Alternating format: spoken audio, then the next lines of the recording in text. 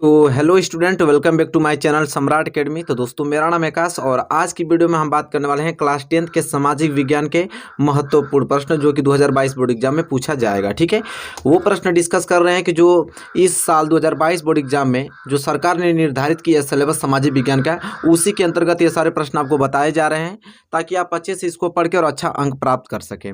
तो मेरे प्यारे विद्यार्थियों, चलिए पहले प्रश्न की तरफ बढ़ चलते हैं जो कि वेरी मोस्ट इंपॉर्टेंट क्वेश्चन है और इसे तैयार करके ही आपको जाना है। ठीक है, ये एक्स्ट्रा क्वेश्चन नहीं बताया जा रहा है, वो क्वेश्चन बता रहा है जो 2022 बोर्ड एग्जाम में पूछा जाएगा। ठीक है, तो देखिए पहला प्रश्न क्या है, इसको पढ़ लेते हैं कि भारत के कोई दो पूर्वोत्तर राज्यों के नाम बताइए जिनमें 60% से अधिक वन का आवरण है, दो कारण भी दीजिए। कह रहा है कि भारत के कोई भी दो पूर्वोत्तर राज्य का नाम बता दीजिए जिसमें 60% से अधिक क्या है, वन है, और वन के क्या है, आवरण है, और उसके दो कारण भी आपको बताना है। ठीक है, तो आइए देखिए उत्तर कैसे लिखते हैं और इसे समझने की कोशिश करते हैं। ठीक है, तो आंसर में आपको लिखना है, आंसर आप उत्तर लिखना है। ठीक है, कि अरुणाचल प्रदेश, कोई दो राज्य पूछा था ना, पूर्वोत्तर राज्य, तो एक अरुणाचल प्रदेश है और दूसरा मणिपुर है।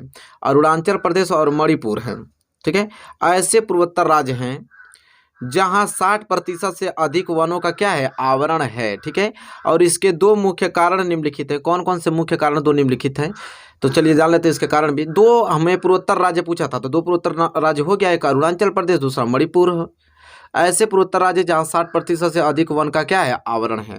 अब इसके दो कारण निम्नलिखित है। कौन कौन से कारण था, कारण भी देख लीजिए, कारण कौन कौन से हैं, दो कारण यहाँ पे लिखा हुआ है जो कि वेरी वेरी मोस्ट इंपॉर्टेंट है।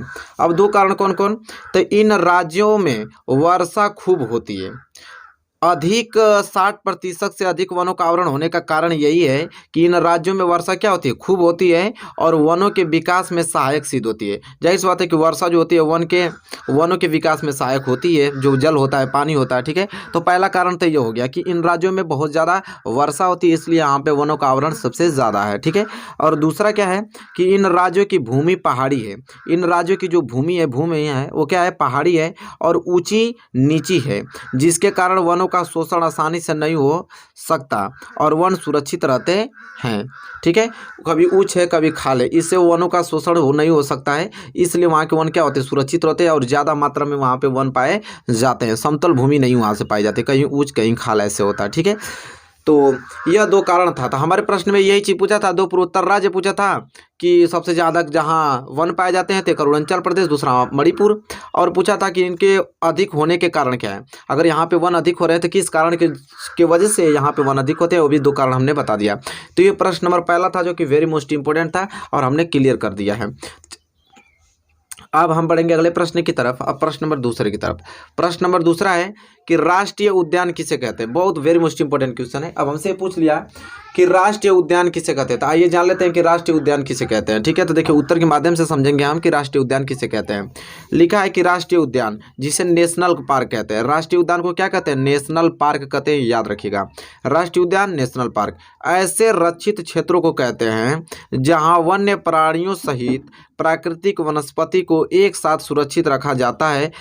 ठीक है, कह रहा है कि राष्ट्रीय उद्यान, नेशनल पार्क उसे कहते हैं, ऐसे रक्षित क्षेत्रों को कहते हैं जहां पे वन्य प्राणियों सहित प्राकृतिक जो वनस्पति हैं उनको एक साथ क्या किया जाता है, सुरक्षित रखा जाता है, उसे हम नेशनल पार्क कहते हैं। फिर लिखा है कि ऐसे स्थानों की सुरक्षा और इस स्लिप में आपको मिलेगा, ऐसे स्थानों की सुरक्षा और प्रबंध की ओर सबसे अधिक ध्यान दिया जाता है। इनमें बहुत कम मानव हस्तक्षेप होता है। इसमें क्या होता है, बहुत ही कम मानव का क्या होता है, हस्तक्षेप होता है। केवल इतना ही अधिकारी वर्ग आ जा सके और अपने कार्य की देखभाल कर सके। ठीक है, और अपने कार्य की देखभाल कर सके, यहाँ तक हो गया। पर्यटकों को भी एक नियमित और नियंत्रित संख्या में जाने दिया जाता है। तो यही आपका राष्ट्रीय उद्यान है। ठीक है, राष्ट्रीय उद्यान आपको समझ में आ गया होगा कि राष्ट्रीय उद्यान उसे कहते हैं, ऐसे क्षेत्र को कहते हैं जहाँ वन्य प्राणियों सहित प्राकृतिक वनस्पति को एक साथ क्या किया जाता है, सुरक्षित रखा जाता है, और ऐसे स्थानों की सुरक्षा और क्या प्रबंध की ओर सबसे क्या होता है, अधिक ध्यान दिया जाता है। ठीक है, इसमें बहुत ही कम मानव हस्तक्षेप होता है और केवल इतना ही अधिकारी वर्ग आ जा सके और अपने कार्य की देखभाल कर सके। ऐसे पर्यटकों को भी एक नियमित और नियंत्रित संख्या में जाने दिया जाता है। बस इतना ही आपको लिख देना प्रश्न नंबर दूसरे में, जो कि वेरी वेरी मोस्ट इंपॉर्टेंट था क्वेश्चन नंबर दूसरा। आई होप आपने अच्छे तरीके से प्रश्न नंबर दूसरा क्लियर कर लिया होगा। नोट कर लीजिए इन प्रश्नों को और आज से ही याद कर लीजिए कि 2022 बोर्ड एग्जाम में यही प्रश्न आपको पूछे जाएंगे और इन प्रश्नों के रट्टा मार लीजिए। जैसे भी याद करने का तरीका हो आपको इसे याद कर लीजिए। प्रश्न नंबर तीसरा देखिए, जो कि वेरी मोस्ट इंपॉर्टेंट है। चिपको आंदोलन क्या है? देखिए वेरी मोस्ट इंपॉर्टेंट, चिपको आंदोलन क्या है? तो आइए जानते हैं कि चिपको आंदोलन किसे कहते हैं। तो लिखा है कि चिपको आंदोलन वनों की रक्षा के लिए चलाया गया है आंदोलन है। जो चिपको आंदोलन जो होता है ना, ये किसके लिए चलाया गया? तो वनों की रक्षा के लिए चलाया गया क्या है? आंदोलन है चिपको आंदोलन। और इस आंदोलन का जो सूत्रपात सुंदरलाल बहुगुणा ने हिमाचल क्षेत्र में किया। तो इस आंदोलन का जो सूत्रपात शुरुआत जो किया वो कौन? सुंदरलाल बहुगुणा ने। देखिए बहुगुणा लिखा है, सुंदरलाल बहुगुणा ने हिमाचल क्षेत्र से किया था इसकी शुरुआत, इस आंदोलन की शुरुआत। और इसके अंतर्गत लोग पेड़ों से चिपक कर उनकी रक्षा करते हैं। इसके अंतर्गत मतलब इसमें ये चलाया गया आंदोलन में कि पेड़ों की सुरक्षा के लिए ये आंदोलन चलाया गया था। और इसके अंतर्गत लोग क्या? पेड़ों से चिपक कर उनकी रक्षा करते हैं और उन्हें काटने नहीं देते हैं। ठीक है, यही आंदोलन चलाया गया था, कोई पेड़ ना कट पाए उसकी आप सुरक्षा कीजिए। और यह आंदोलन वनों वृक्षों की कटाई रोकने में सफल हुआ। और जो ये आंदोलन चलाया था कौन? सुंदरलाल बहुगुणा ने। और यह आंदोलन क्या हुआ? सफल भी हुआ था। ठीक है, साथ ही इस आंदोलन ने यह भी दिखाया कि स्थानीय पौधों की प्रजातियां का प्रयोग करके सामुदायिक वनीकरण अभियान भी सफल बनाया जा सकता है। मतलब कि जो ये सफल हुआ आंदोलन, तो वही करा कि इस आंदोलन ने यह भी दिखा दिया कि स्थानीय पौधों की जो प्रजातियों का प्रयोग करके सामुदायिक वनीकरण अभियान भी क्या किया जा सकता है? सफल बनाया जा सकता है। बस प्रश्न नंबर तीसरा में इतना ही पॉइंट आपको लिखना है, इससे ज़्यादा नहीं लिखना है।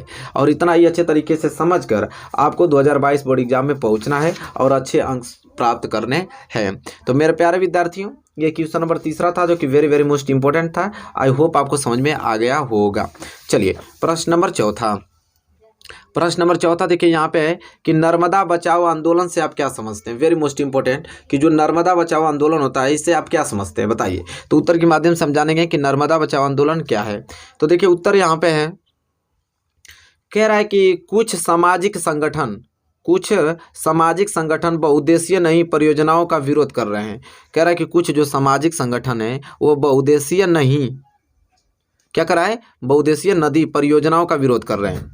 तो जो नर्मदा नदी है, नर्मदा बचाओ आंदोलन से आप क्या समझते हैं? तो नर्मदा क्या एक नदी के रूप नदी है, उसी के बारे में कहा गया है कि कुछ सामाजिक संगठन बहुउद्देशीय नदी परियोजना का विरोध कर रहे हैं। और इसमें एक आंदोलन नर्मदा बचाओ आंदोलन भी है। और यह आंदोलन एक गैर सरकारी संगठन द्वारा चलाया जा रहा है। जो आंदोलन चलाया जा रहा है तो यह आंदोलन एक गैर सरकारी संगठन के द्वारा क्या किया जा रहा है? चलाया जा रहा है, जो जनजातीय लोगों, किसानों, पर्यावरणवादियों और मानवाधिकार कार्यकर्ताओं को गुजरात में नर्मदा नदी पर सरदार सरोवर बांध के विरोध में लामबंद करता है। कह रहा है कि यहाँ पर यह ध्यान से कि जो जनजातियाँ लोगों, किसानों और पर्यावरणवादियों और मानवाधिकार कार्यकर्ताओं को गुजरात में नर्मदा नदी पर सरदार सरोवर बांध के विरोध में लामबंद करता है। इसके आगे पढ़िए। मूल रूप से शुरू में यह आंदोलन जंगलों में बांध के पानी में डूबने जैसे मुद्दों पर केंद्रित था। मूल रूप से जो शुरू में जो आंदोलन चलाया गया ना, वो जंगलों में जो बांध हैं वो बांध के पानी में डूबने कि बांध जो है पानी में डूब ना जाए, इनके मुद्दों पर केंद्रित था यह आंदोलन। हाल ही में इस आंदोलन का लक्ष्य बांध से विस्थापित गरीब लोगों को सरकार से संपूर्ण पुनर्वास सुविधाएं दिलाना हो गया। बाद में आंदोलन क्या हो गया? बाद में जो आंदोलन चलाया गया था इस बांध में आंदोलन यह साबित हुआ कि इस आंदोलन को लक्ष्य बांध से, जो इस आंदोलन का लक्ष्य था वो यह था कि बांध से विस्थापित गरीब लोगों को सरकार से संपूर्ण पुनर्वास सुविधाएं दिलाना हो गया। ठीक है, यही आंदोलन चलाया गया था, वो गरीबों के लिए भी लाभदायक साबित हुआ। तो यह था नर्मदा बचाओ आंदोलन।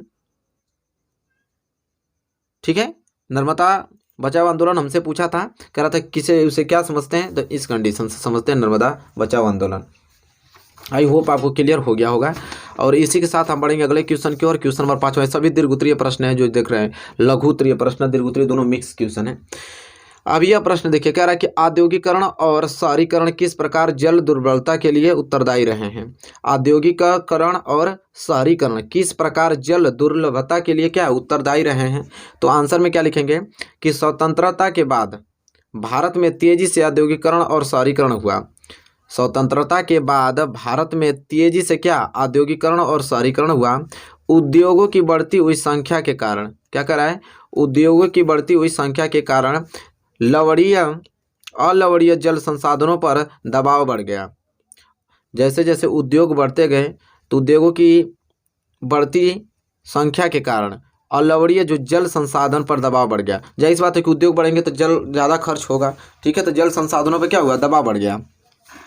और उद्योगों को अत्यधिक जल के अलावा उनको चलाने के लिए ऊर्जा भी आवश्यक होती है। जाहिर सी बात, वही मैंने कहा ना कि उद्योग खुलेंगे तो अत्यधिक जल के अलावा उनको चलाने के लिए ऊर्जा भी चाहिए, तो इसलिए जल ज़्यादा खर्च होने लगे। इसकी काफ़ी हद तक पूर्ति जल विद्युत से होती है। इसकी काफ़ी हद तक जो पूर्ति होती है वो जल विद्युत से होती है। शहरों की बढ़ती संख्या और जनसंख्या तथा शहरी जीवन शैली के कारण न केवल जल और ऊर्जा की आवश्यकता में बढ़ोतरी हुई है। कह रहा है कि शहरों की बढ़ती संख्या और जनसंख्या तथा शहरी जीवन शैली के कारण न केवल जल और ऊर्जा की भी आवश्यकता में क्या हुई है, बढ़ोतरी। जैसे जैसे जनसंख्या बढ़ेगी, जाहिर सी बात है जल भी बढ़ेगा और ऊर्जा की भी आवश्यकता बढ़ती जाएगी। अपितु इनमें संबंधित समस्याएं और भी गहरी हुई हैं। यदि शहरी आवास समितियों को देखें तो पाएंगे कि उनके अंदर जल आपूर्ति के लिए नलकूप स्थापित किए गए हैं।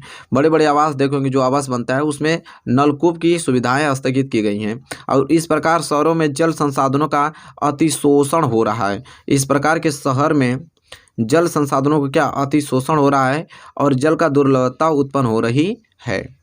तो यह है आपका औद्योगिकरण और शहरीकरण किस प्रकार जल दुर्लभता के लिए उत्तरदायी रहे हैं। इस प्रकार इनका आंसरों से मैंने आप लोगों को समझाने की पूरी कोशिश की है। तो यह प्रश्नों को आप नोट कर एक दो बार बढ़िया से पढ़कर और किसी न किसी प्रकार से इसे याद करके ही आपको 2022 बोर्ड एग्जाम में पहुंचना है।